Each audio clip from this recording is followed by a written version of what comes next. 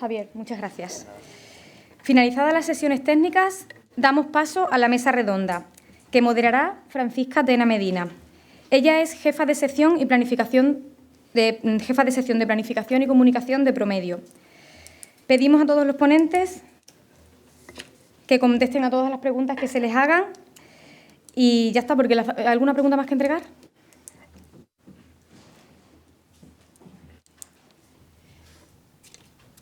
Puedes empezar, Paqui, cuando quieras. Buenas tardes ya, casi. ¿No se escucha? ¿No tengo sonido?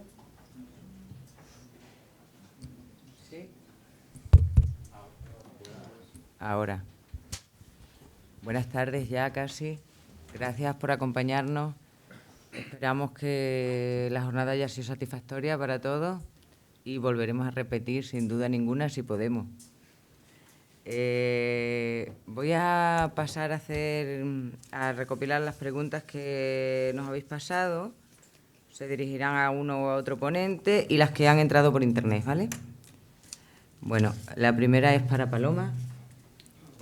Paloma, nos preguntan ¿cuáles son las concentraciones de entrada del amonio, fosfato y magnesio? ¿Qué tipo de tratamiento anterior se realiza para eliminar cationes antes del reactor de Struvita? Ahí la tiene.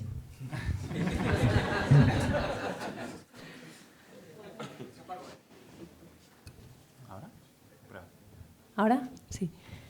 Bueno, con respecto a las concentraciones, pues tienen que ser unas concentraciones, pues, hombre, depende un poco, ¿no? Pero vamos, no, yo creo que alrededor de 500.000 más o menos. Y luego, ¿qué tipo de tratamiento anterior? Pues yo no he visto ningún caso que se haya hecho un tratamiento anterior. Lo que sí que he visto es estrategias como la que he explicado, que con desviando un poco los retornos con tratamientos, por ejemplo, el que he explicado de redisolución, pues al final separas un poco corrientes con concentraciones altas de magnesio, porque, a ver, los casos en los que yo he trabajado son todo plantas depuradoras urbanas, entonces tampoco tienen unas concentraciones de otros iones disueltos que puedan precipitar en forma de sales de manera importante.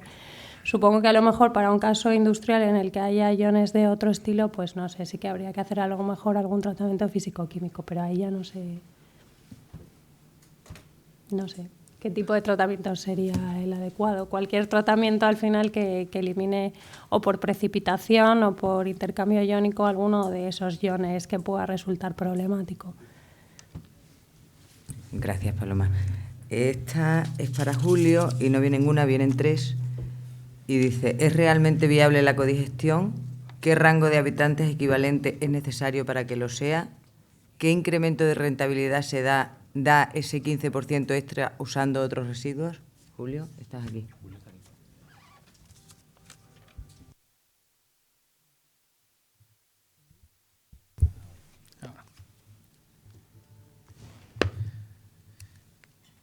A ver, ¿realmente viable la codigestión?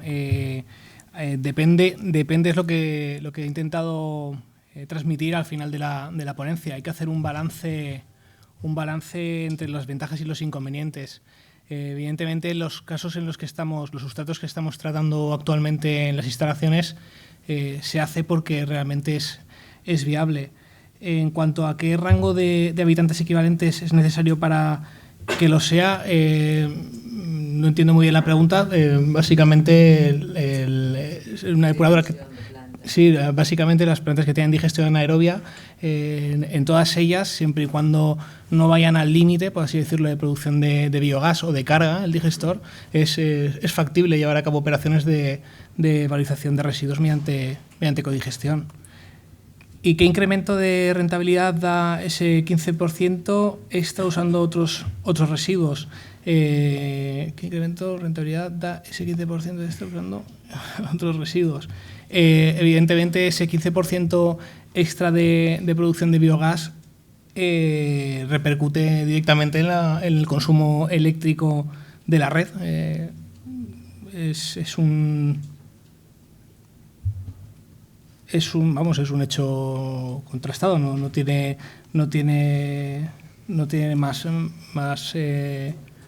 más datos. Es que ¿qué incremento de rentabilidad? Irá en función de esa rentabilidad, también irá en función de los costes que suponga la dosificación de esos sustratos. Por ejemplo, lo que hablábamos antes, la calidad del biogás generado, el incremento de producción de fangos, los retornos que se generen, cómo afecten cómo la calidad que tengan esos retornos, cómo puedan afectar al proceso de depuración. En nuestro caso, la rentabilidad en la edad de Alcira, que es el 15% aproximado de incremento de energía cogenerada respecto a los años en los que no había cogeneración, pues sí que es rentable y se continúa haciendo. Si no, no se haría, evidentemente. Gracias. Perdonad, aunque estemos leyendo estas preguntas que habéis trasladado, si tenéis cualquier otra, está Cristina ahí, pedís palabra y se os pasa el micro, ¿vale? La siguiente va a ser para Pedro. La posible alternativa europea que limita la aplicación al suelo, incluso previo compostaje, o solo limita aplicación directa. La opción de Europa solo limita aplicación directa de lodo. No habla de compostaje. Compostable sí sería posible. Sin embargo, el documento es complejo y entender Europa a veces es mucho más difícil. No lo dice directamente. No lo dice directamente. No vas a leer en ningún momento si compostas, se aplicas al suelo. Lo tienes que intuir. Entonces, intuir a Europa es complicado. Yo, personalmente, a esta pregunta respondería que Europa limitaría la total aplicación de los fangos al suelo. La total, porque su idea es incineración. En ese campo es incineración. Entonces, completamente la limitación, incluso compostado, quizás. ¿Vale? No lo dice claramente, hay que entenderlo. Y bueno, si juegas estoy en el límite de la legalidad, pues, pero jugar en el límite de la legalidad con Europa es arriesgado. O sea que yo la respuesta os daría es completa, incluso incluido compostaje. Gracias. Vamos a dar paso a alguna pregunta de algunos internautas inquietos y esta va para Almudena. ¿Qué tipo de controles se realizan para garantizar la calidad de agua subterránea? ¿Tiene constancia de algún tipo de incidente de contaminación de acuíferos por aplicación de lodos en agricultura? Bueno, pues siento un poco no poder llegar a contestar bien esa pregunta, porque yo ahora mismo no tengo competencias, digamos, por la parte del trabajo que realizo, ¿no?, en la sección de residuos de protección ambiental, del Servicio de Protección Ambiental. De tema de agua se me van las competencias un poco. Las competencias en aguas están para las confederaciones hidrográficas, y sí que tenemos en el Servicio de Protección Ambiental un laboratorio de protección ambiental que realizan visitas y tomas de muestras de gran cantidad de aguas subterráneas y pozos de captación de agricultores y demás, pero es que no dispongo de esos datos. Sé que hay estudios al respecto y estos compañeros también colaboran para ver en qué estado están esas aguas, ¿no?, y qué posible incidencia tengan los lodos o no. No desconozco si hay o no estudios o conclusiones. Lo siento. Gracias, Almudena. Si algún compañero de la Confederación quiere intervenir, también lo puede hacer. La siguiente pregunta de otro internauta que nos dice: ¿qué perspectiva tiene Provenio en la gestión de fangos? Pedro, esta es para ti. Por los internautas.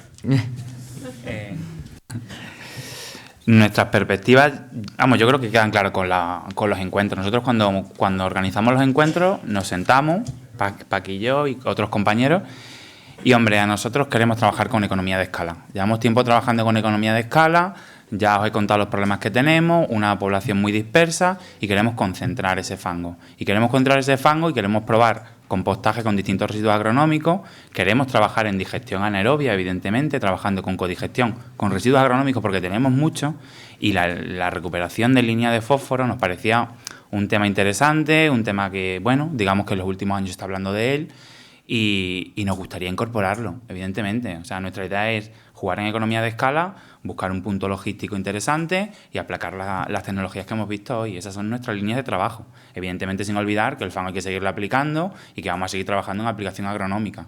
Pero nuestra perspectiva es estos puntos como prioritarios. Porque, bueno, Europa ya sabemos que está diciendo otra cosa. Evidentemente, a mí si me pregunta Europa, y en mi caso yo he participado en algún comité de expertos europeos, pues si nos preguntan sobre gestión de fango, pues les daré por todos los lados que pueda. Porque evidentemente diré, mira, como me obliga a poner altos hornos a mí, pues no. Así. Entonces nuestras perspectivas son las que os han presentado hoy, que era la idea. Porque lo creemos conveniente para nuestra zona. Gracias. Pedro, ¿el compostaje en pilas es viable a nivel de una DAR individual? ¿Puede facilitar datos de diseño de esta técnica, superficie necesaria, consumo de energía, etcétera? Gracias.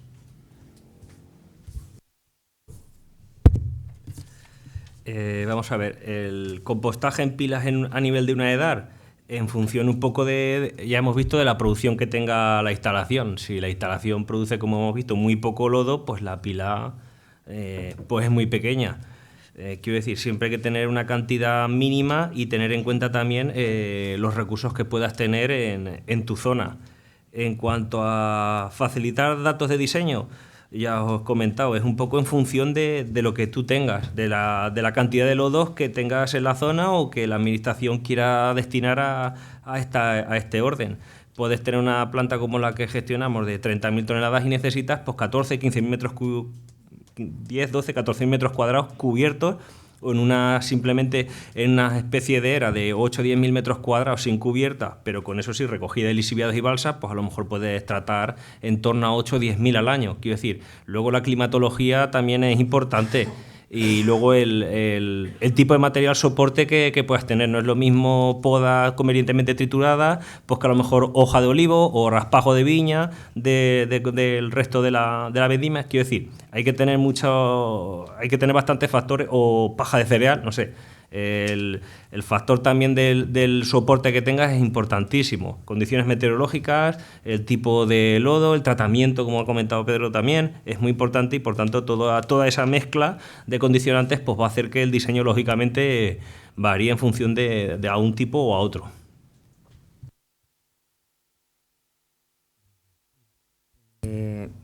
Julio, para ti, en caso de utilización de residuos para codigestión, ¿la EDAR receptora debe darse de alta como gestora de residuos? Es lo que... ¿Se me oye? Sí. Debe darse de alta como gestora de residuos. Es lo que comentábamos. Atendiendo al artículo 27 de la Ley 22 de 2011 de residuos y suelos contaminados, tanto la instalación donde se llevan a cabo estas operaciones de valorización de residuos como el operador que las desempeña deben estar autorizados. La instalación tendrá que, claro, en su comunidad autónoma tendrá que tramitar, el titular de la instalación tendrá que tramitar ese procedimiento de esa solicitud de autorización para unos determinados códigos, para unos determinados residuos. Asimismo, bueno, si la operación de la planta no la desempeña el titular, pues el operador también deberá tener de su comunidad autónoma, donde tiene la sede social, deberá tener la autorización como operador de instalaciones de tratamiento de residuos. En este caso sería para valorización R3.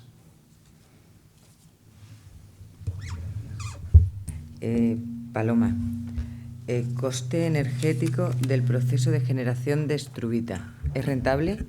Escala real a la que se realiza hoy.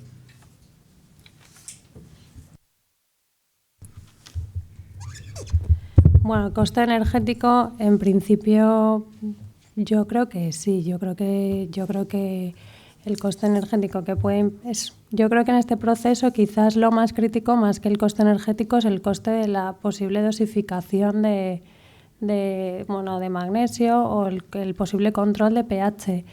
Pero en principio yo creo que si tienes una planta depuradora, claro, es analizar un poquito lo que hemos visto, es analizar qué cantidad de estruvita se puede obtener y cómo te puede repercutir eso en toda la operación de la planta.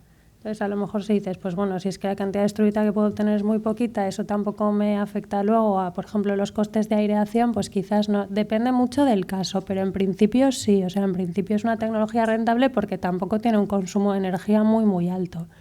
Este es un coste más asociado a posibles dosificaciones.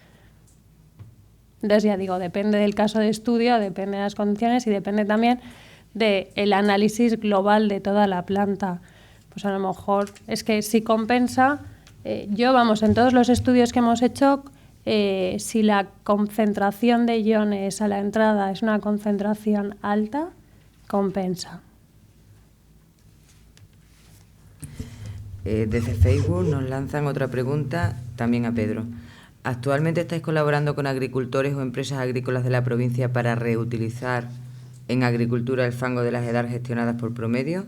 ¿Cuáles son y qué resultados estáis teniendo? ¿Tenéis algún proyecto en esta línea de trabajo? Hombre. Sí, ahora sí. Perdón. Gracias. A ver, a nosotros como Promedio no tenemos la competencia de trabajar con la aplicación directa.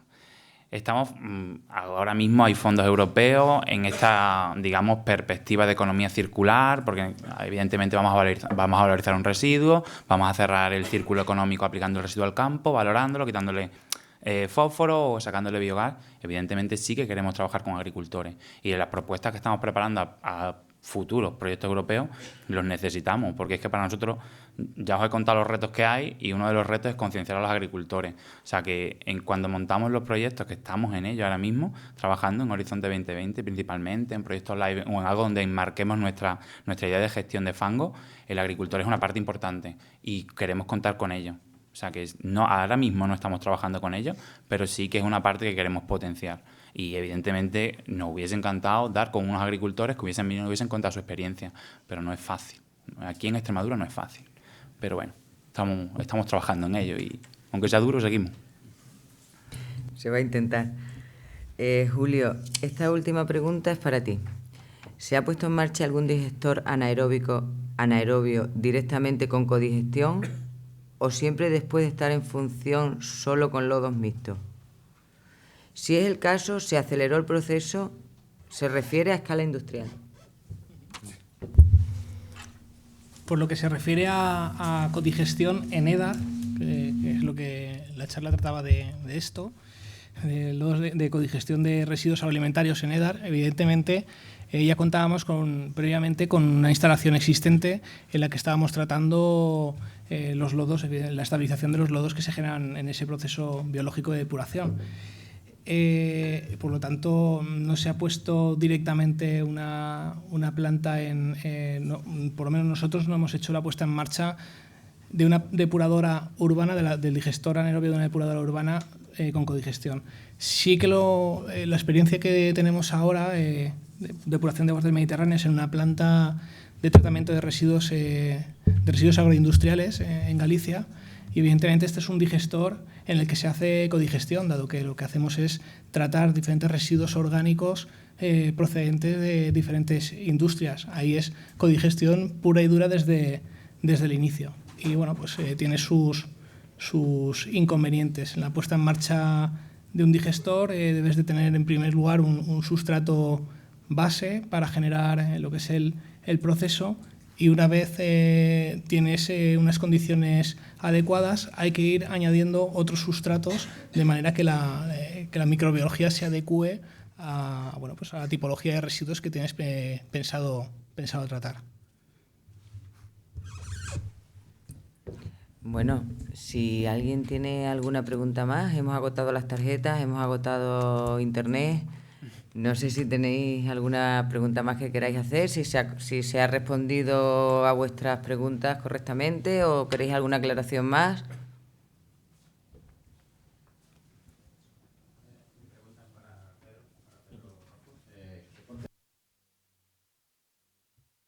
¿Qué sacáis con la venta del compost para, lógicamente, revertirlos en la planta, que os cueste menos? Pues te comento, nosotros en la planta cobramos un canon por gestión de lodos y lo que se cobra por compost, pues la verdad puede suponer aproximadamente un 15% aproximadamente de los costes. Perfecto, gracias. ¿Alguna pregunta más?